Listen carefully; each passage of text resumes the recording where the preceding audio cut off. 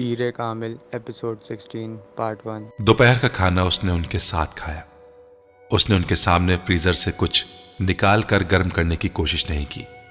وہ ایک بار پھر شادی کے فوائد اور ضرورت پر لیکچر نہیں سننا چاہتا تھا۔ اس نے ایک ریسٹورنٹ فون کر کے لنچ کا آرڈر دیا۔ 1 گھنٹے بعد کھانا آ گیا۔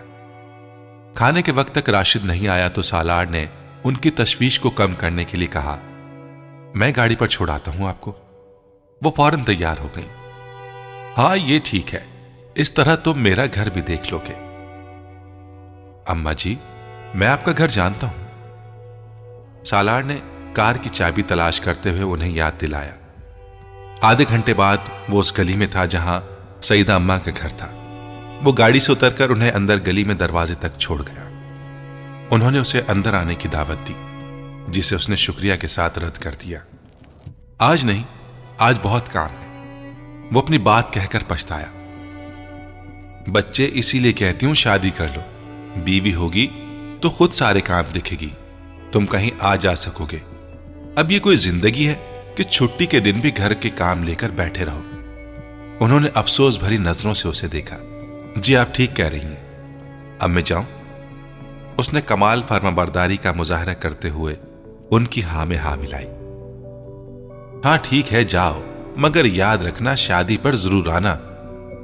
فرقان سے بھی ایک بار پھر کہہ دینا کہ وہ بھی آئے اور اس کارڈ کو ضرور پہنچا دینا۔ سالار نے ان کے دروازے پر لگی ہوئی ڈور بیل بجائی اور خدا حافظ کہتے ہوئے پلٹا۔ اپنے پیچھے اس نے دروازہ کھلنے کی آواز سنی۔ سعیدہ اماں اب اپنی بیٹی سے کچھ کہہ رہی تھی۔ فرقان نے اگلے دن شام کو اس سے کارڈ لیتے ہوئے کہا، نہیں میں تو اس ویکینڈ پر کراچی جا رہا ہوں، IBE کے ایک سیمینار کے لیے۔ اتوار کو میری واپسی ہوگی، میں تو بس آ کر سوؤں گا۔ نتھنگ ایلس، تم چلے جانا، میں لفافہ دے دوں گا، وہ تم میری طرف سے معذرت کرتے ہوئے دے دینا۔ سالار نے کہا، کتنے افسوس کی بات ہے سالار، وہ خود کارڈ دے کر گئی ہیں، اتنی محبت سے بلایا ہے۔ فرقان نے کہا، جانتا ہوں لیکن میں ادھر جا کر وقت ضائع نہیں کر سکتا، ہم بس تھوڑی دیر بیٹھیں گے پھر آ جائیں گے۔ فرقان میری واپسی کنفرم نہیں ہے، ہو سکتا ہے میں اتوار کو آ ہی نہ سکوں یا اتوار کی رات کو آؤں۔ بے حد فضول آدمی ہو، وہ بڑی مایوس ہوں گی۔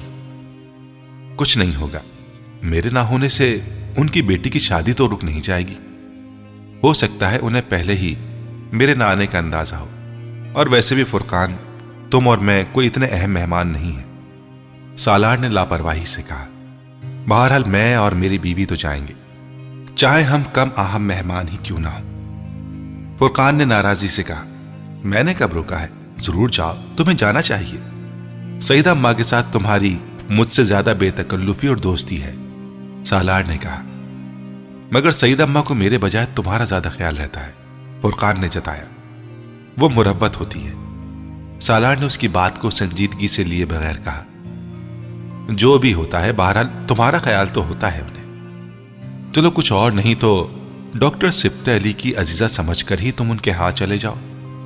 فرقان نے ایک اور حربہ آزمایا، ڈاکٹر صاحب تو خود یہاں نہیں ہیں، وہ تو خود شادی میں شرکت نہیں کر رہے، اور اگر وہ یہاں ہوتے بھی تو کم از کم مجھے تمہاری طرح مجبور نہیں کرتے۔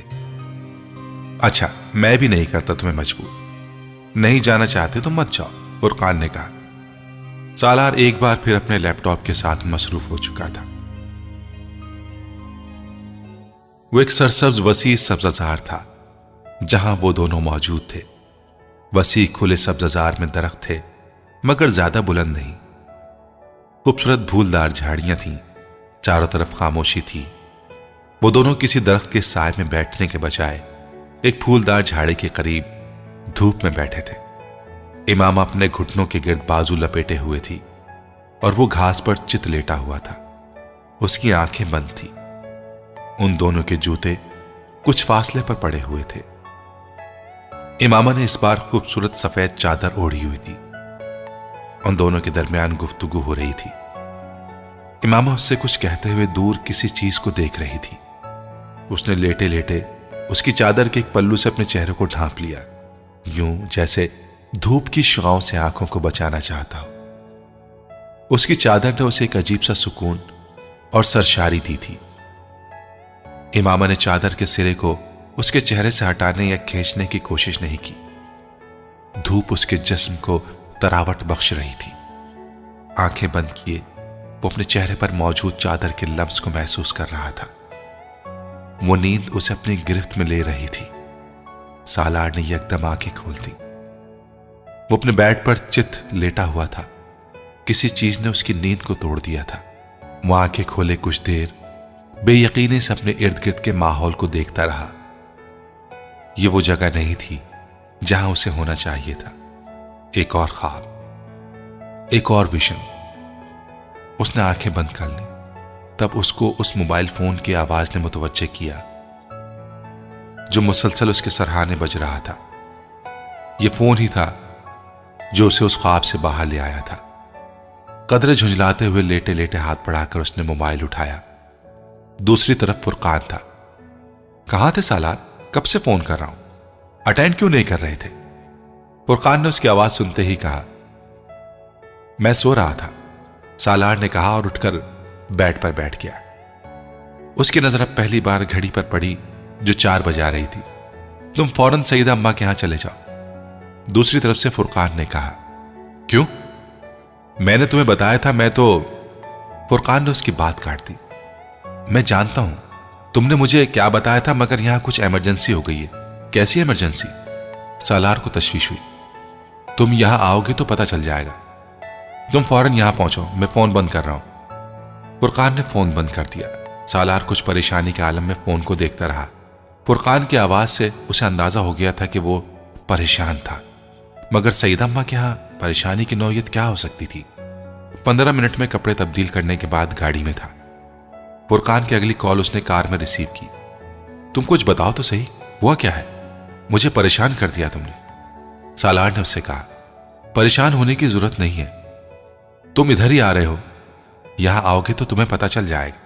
میں فون پر تفصیلی بات نہیں کر سکتا۔ فرقان نے ایک بار پھر فون بند کر دیا۔ تیز رفتاری سے ڈرائیو کرتے ہوئے اس نے آدھے گھنٹے کا سفر تقریباً 20 منٹ میں طے کیا۔ فرقان اسے سیدہ اماں کے گھر کے باہر ہی مل گیا۔ سالار کا خیال تھا کہ سیدہ اماں کے ہاں اس وقت بہت چہل پہل ہوگی، مگر ایسا نہیں تھا۔ وہاں دور دور تک کسی بارات کے آثار نہیں تھے۔ فرقان کے ساتھ وہ بیرونی دروازے کے بائیں طرف بنے ہوئے ایک پرانی طرز کے ڈرائنگ روم میں آ گیا۔ آخر ہوا کیا ہے جو تمہیں مجھے اس طرح بلانا پڑ گیا؟ سالار اب الجھ رہا تھا۔ سیدہ اماں اور ان کی بیٹی کے ساتھ ایک مسئلہ ہو گیا ہے۔ فرقان نے ان کے سامنے والے صوفے پر بیٹھتے ہوئے کہا۔ وہ بے حد سنجیدہ تھا۔ کیسا مسئلہ؟ جس لڑکے سے ان کی بیٹی کی شادی ہو رہی تھی، اس لڑکے نے کہیں اور اپنی مرضی سے شادی کر لی۔ مائی گڈنس! سالار کے منہ سے بے اختیار نکلا۔ ان لوگوں نے ابھی کچھ دیر پہلے ہی سیدہ اماں کو یہ سب کچھ فون پر بتا کر ان سے معذرت کی ہے۔ یہ لوگ اب بارات نہیں لا رہے۔ یہ بھی کچھ دیر پہلے ان لوگوں کے ہاں گیا ہوا تھا، مگر وہ لوگ واقعی مجبور ہیں۔ انہیں اپنے بیٹے کے بارے میں کچھ نہیں پتا کہ وہ کہاں ہے۔ اس لڑکے نے بھی انہیں صرف فون پر ہی اطلاع دی تھی۔ فرقان تفصیل بتانے لگا۔ اگر وہ لڑکا شادی نہیں کرنا چاہتا تھا تو اسے بہت پہلے ہی اپنے ماں باپ کو صاف صاف بتا دینا چاہیے تھا۔ بھاگ کر شادی کر لینے کی ہمت تھی تو ماں باپ کو پہلے ہی اس شادی سے انکار کر دینے کی بھی ہمت ہونی چاہیے تھی۔ سالار نے ناپسندیدگی سے کہا، سیدہ اماں کے بیٹوں کو اس وقت یہاں ہونا چاہیے تھا، وہ اس معاملے کو ہینڈل کر سکتے تھے، لیکن اب وہ نہیں ہے تو کسی نہ کسی کو تو سب کچھ دیکھنا ہے۔ سیدہ اماں کے کوئی اور قریبی رشتہ دار نہیں ہے؟ سالار نے پوچھا۔ نہیں، میں نے ابھی کچھ دیر پہلے ڈاکٹر سبت علی صاحب سے بات کی ہے فون پر، فرقان نے اسے بتایا۔ لیکن ڈاکٹر صاحب بھی فوری طور پر تو کچھ نہیں کر سکیں گے، یہاں ہوتے تو اور بات تھی، سالار نے کہا۔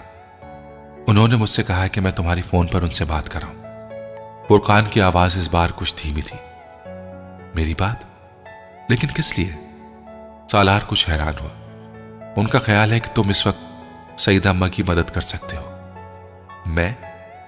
سالار نے چونک کر کہا، میں کس طرح مدد کر سکتا ہوں؟ آمنہ سے شادی کر کے۔ سالار دم بخود پلکیں جھپکائے بغیر اسے دیکھتا رہا۔ تمہارا دماغ تو ٹھیک ہے؟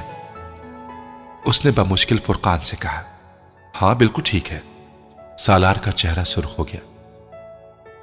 پھر تمہیں پتا نہیں ہے کہ تم کیا کہہ رہے ہو؟ وہ جھٹکے سے اٹھ کھڑا ہوا۔ فرقان برق رفتاری سے اٹھ کر اس کے راستے میں حائل ہو گیا۔ کیا سوچ کر تم نے یہ بات کہی ہے؟ سالار اپنی آواز پر قابو نہیں رکھ سکا۔ میں نے یہ سب تم سے ڈاکٹر صاحب کے کہنے پر کہا ہے۔ سالار کے چہرے پر ایک رنگ آ کر گزر گیا۔ تم نے انہیں میرا نام کیوں دیا؟ میں نے نہیں دیا سالار، انہوں نے خود تمہارا نام لیا ہے۔ انہوں نے مجھ سے کہا تھا کہ میں تم سے درخواست کروں کہ اس وقت سعیدہ اماں کی بیٹی سے شادی کر کے اس کی مدد کرو۔ کسی نے سالار کے پیروں کے نیچے سے زمین کھینچی تھی یا سر سے آسمان، اسے اندازہ نہیں ہوا۔ وہ پلٹ کر صوفے پر بیٹھ گیا۔ میں شادی شدہ ہوں فرقان، تم نے انہیں بتایا؟ ہاں، میں نے انہیں بتا دیا تھا کہ تم نے کئی سال پہلے ایک لڑکی سے نکاح کیا تھا، مگر پھر وہ لڑکی دوبارہ تمہیں نہیں ملی۔ پھر وہ اس کے باوجود بھی یہی چاہتے ہیں کہ تم آمنہ سے شادی کر لو۔ فرقان، میں وہ بات کرتے کرتے رک گیا۔ اور امامہ، اس کا کیا ہوگا؟ تمہاری زندگی میں امامہ کہیں نہیں ہے۔ اتنے سالوں میں کون جانتا ہے وہ کہاں ہے بھی کہ نہیں؟ فرقان، سالار نے ترشی سے اس کی بات کاٹی۔ اس بات کو رہنے دو کہ وہ ہے یا نہیں، مجھے صرف یہ بتاؤ کہ اگر کل امامہ آ جائے تو کیا ہوگا؟ تم یہ بات ڈاکٹر صاحب سے کہو۔ فرقان نے کہا، نہیں، تم یہ سب کچھ سعیدہ اماں کو بتاؤ۔ ضروری تو نہیں ہے کہ وہ ایک ایسے شخص کو قبول کر لیتی جس نے کہیں اور شادی کی ہے۔ وہ اگر بارات لے کر آ جاتا تو شاید یہ بھی ہو جاتا۔ مسئلہ تو یہی ہے کہ وہ آمنہ سے دوسری شادی پر بھی تیار نہیں ہے۔ اسے ڈھونڈا جا سکتا ہے؟ ہاں، ڈھونڈا جا سکتا ہے، مگر یہ کام اس وقت نہیں ہو سکتا۔ ڈاکٹر صاحب نے آمنہ کے لیے غلط انتخاب کیا ہے۔ میں آمنہ کو کیا دے سکتا ہوں؟ میں تو اس آدمی سے بھی بدتر ہوں جو ابھی اسے چھوڑ گیا ہے۔ سالار نے بے چارگی سے کہا، سالار، انہیں اس وقت کسی کی ضرورت ہے۔ ضرورت کے وقت صرف وہی آدمی سب سے پہلے ذہن میں آتا ہے جو سب سے زیادہ قابل اعتبار ہو۔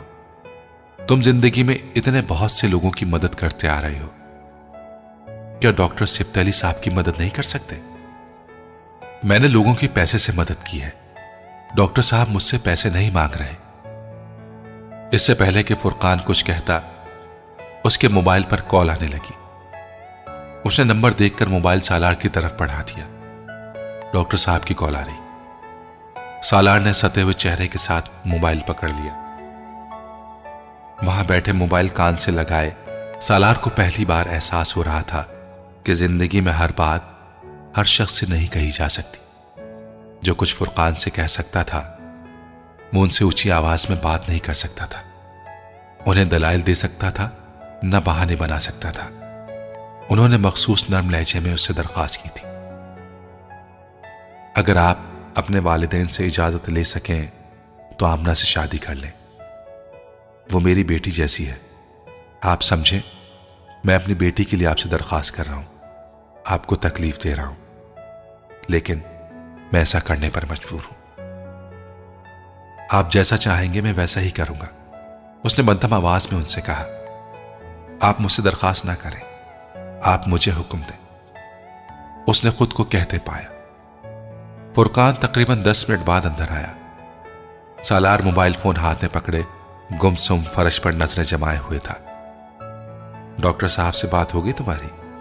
فرقان نے اسی کے مقابل ایک کرسی پر بیٹھتے ہوئے مدھم آواز میں اس سے پوچھا۔ سالار نے سر اٹھا کر اسے دیکھا، پھر کچھ کہے بغیر سینٹر ٹیبل پر اس کا موبائل رکھ دیا۔ میں رخصتی ابھی نہیں کراؤں گا، بس نکاح کافی ہے، اس نے چند لمحوں بعد کہا۔ وہ اپنے ہاتھوں کی لکیروں کو دیکھ رہا تھا۔ فرقان کو بے اختیار اس پر ترس آیا۔ وہ مقدر کا شکار ہونے والا پہلا انسان نہیں تھا۔ سڑک پر گہما گہمی نہ ہونے کے برابر تھی۔ رات بہت تیزی سے گزرتی جا رہی تھی۔ گہری دھند ایک بار پھر ہر چیز کو اپنے حصار میں لے رہی تھی۔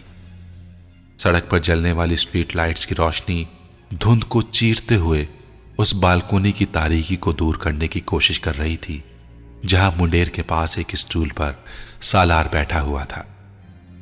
منڈیر پر اس کے سامنے کافی کا ایک مگ پڑا ہوا تھا، جس میں سے اٹھنے والی گرم بھاپ دھند کے پس منظر میں عجیب سی شکلیں بنانے میں مصروف تھی، اور وہ سینے پر دونوں ہاتھ لپیٹے یک ٹک نیچے سنسان سڑک کو دیکھ رہا تھا، جو دھند کے اس غلاف میں بہت عجیب نظر آ رہی تھی۔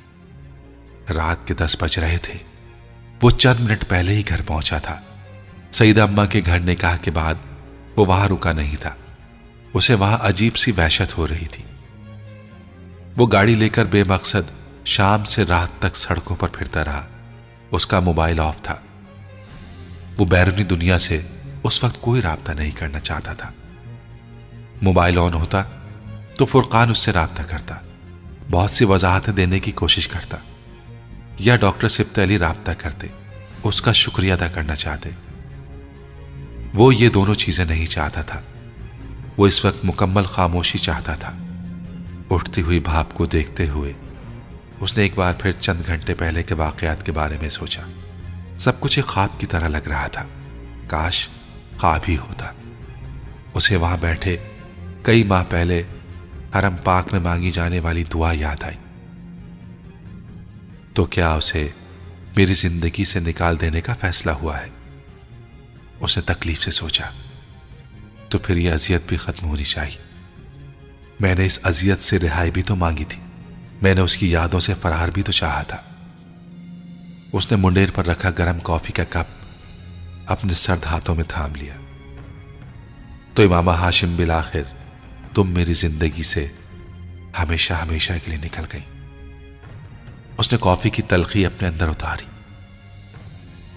اور اب کیا میں پچھتاؤں کہ کاش میں کبھی سیدہ اماں کو اس سڑک پر نہ دیکھ پاتا، یا میں ان کو لفٹ نہ دیتا، ان کا گھر مل جاتا اور میں انہیں وہاں ڈراپ کر کے آ جاتا، ان کو اپنے گھر نہ لاتا، نہ روابط بڑھتے، نہ وہ شادی پر مجھے بلاتی، یا پھر کاش آج میں کراچی میں ہی نہ ہوتا، یہاں ہوتا ہی نہیں، یا میں موبائل آف کر کے سوتا، فون کا ریسیور رکھ دیتا، فرقان کی کال ریسیو ہی نہ کرتا، یا پھر کاش میں ڈاکٹر سبط علی کو نہ جانتا ہوتا کہ ان کے کہنے پر مجھے مجبور نہ ہونا پڑتا۔ پھر شاید مجھے یہ تسلیم کر لینا چاہیے کہ امام میرے لیے نہیں ہے۔ اس نے کافی کا مگ دوبارہ منڈیر پر رکھ دیا۔ اس نے دونوں ہاتھ اپنے چہرے پر پھیرے، پھر جیسے کوئی خیال آنے پر اپنا والیٹ نکال لیا۔ والیٹ کی ایک جیب سے اس نے ایک طے شدہ کاغذ نکال کر کھول لیا۔ ڈیئر انکل سکندر، مجھے آپ کی بیٹی کی موت کے بارے میں جان کر بہت افسوس ہوا۔ میری وجہ سے آپ لوگوں کو چند سال بہت پریشانی کا سامنا کرنا پڑا۔ میں اس کے لیے معذرت خواہ ہوں۔ مجھے سالار کو کچھ رقم ادا کرنی تھی، وہ میں آپ کو بھجوا رہی ہوں۔ خدا حافظ، امامہ ہاشم۔ اس نے 9 ماہ میں کتنی بار اس کاغذ کو پڑھا تھا اسے یاد نہیں تھا۔ اس کاغذ کو چھوتے ہوئے اسے اس کاغذ میں امامہ کا لفظ محسوس ہوتا تھا، اس کے ہاتھ سے لکھا ہوا اپنا نام۔ کاغذ پر تحریر ان چند جملوں میں اس کے لیے کوئی اپنائیت نہیں تھی۔ وہ یہ بھی جانتا تھا کہ امامہ کو اس کی موت کی خبر پر بھی کوئی افسوس نہیں ہوا تھا۔ وہ خبر اس کے لیے 2.5 سال بعد رہائی کا پیغام بن کر آئی تھی۔ اسے کیسے افسوس ہو سکتا ہے؟ لیکن اس کے باوجود چند جملے اس کے لیے بہت عام ہو گئے تھے۔ اس نے کاغذ پر لکھے جملوں پر اپنی انگلیاں پھیری۔ اس نے آخر میں لکھے امامہ ہاشم کے نام کو چھوا، پھر کاغذ کو دوبارہ اسی طرح تہہ کر کے والیٹ میں رکھ لیا۔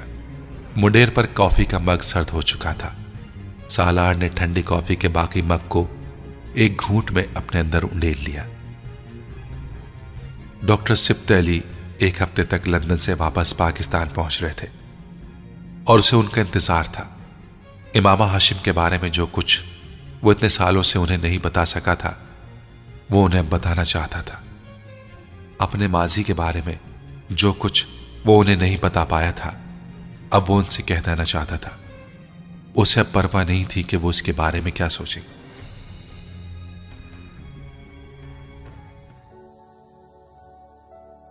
رمضان کی 4 تاریخ تھی جب ڈاکٹر سبت علی واپس آ گئے تھے۔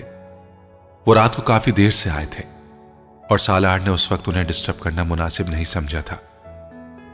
وہ رات کو ان کے پاس پہلے کی طرح جانا چاہتا تھا، مگر دوپہر کو خلاف توقع بینک میں ان کا فون آ گیا۔ سالار کے نکاح کے بعد یہ ان کا سالار سے تیسرا رابطہ تھا۔ وہ کچھ دیر اس کا حال و احوال دریافت کرتے رہے، پھر انہوں نے اس سے کہا، سالار آپ آج رات کو نہ آئے، شام کو آ جائیں، افطاری میرے ساتھ کریں۔ ٹھیک ہے، میں آ جاؤں گا، سالار نے حامی بھرتے ہوئے کہا۔ کچھ دیر ان کے درمیان مزید گفتگو رہی، پھر ڈاکٹر سبت علی نے فون بند کر دیا۔ وہ اس دن بینک سے کچھ جلدی نکل آیا۔ اپنے فلیٹ پر کپڑے تبدیل کرنے کے بعد وہ جب ان کے پاس پہنچا اس وقت افطاری میں 1 گھنٹہ باقی تھا۔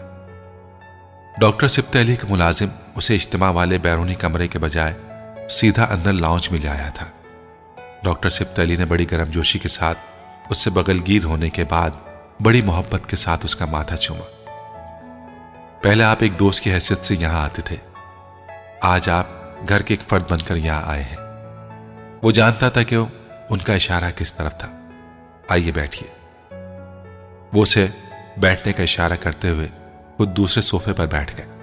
بہت مبارک ہو، اب تو آپ بھی گھر والے ہو گئے ہیں۔ سالار نے خاموش نظروں اور پھیکی مسکراہٹ کے ساتھ انہیں دیکھا۔ وہ مسکرا رہے تھے۔ میں بہت خوش ہوں کہ آپ کی شادی آمنہ سے ہوئی ہے۔ وہ میرے لیے میری چوتھی بیٹی کی طرح ہے، اور اس رشتے سے آپ بھی میرے داماد ہیں۔